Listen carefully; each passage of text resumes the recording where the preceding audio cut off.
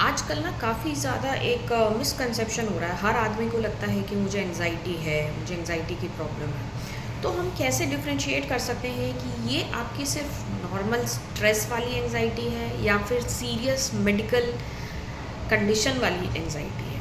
देखिए, हर स्ट्रेस जो है that does not translate into anxiety. Life है, ह्यूमन लाइफ़ है, जब तक चलेगा तब तक कुछ ना कुछ स्ट्रेस, किसी न किसी चीज़ की प्रॉब्लम तो मोस्टली हर किसी को फ़ेस करनी पड़ती है। तो अगर आपका स्ट्रेस जो है वो बहुत ज़्यादा स्पेसिफिक है, जैसे कि अगर मान लीजिए मुझे मेरी तबीयत ख़राब है और मेरा कल एग्ज़ाम है, मुझे इस बात की टेंशन हो रही है, तो ये एंग्ज़ायटी नहीं हुआ, ये एक स्ट्रेस हुआ।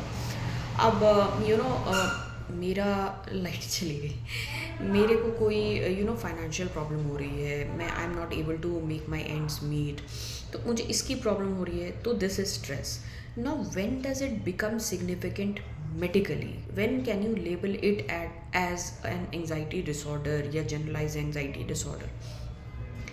अगर आपका स्ट्रेस जो है इसको बोला जाता है free floating anxiety. Free floating anxiety का मतलब है कि उसका एक पर्टिकुलर डोमेन नहीं है, वो एक चीज़ को लेके स्पेसिफिक नहीं है।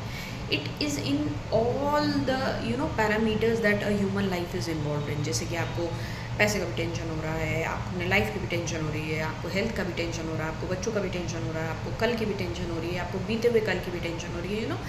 This is just, this has permeated into every sphere of your life, and it is significantly hampering your quality of life.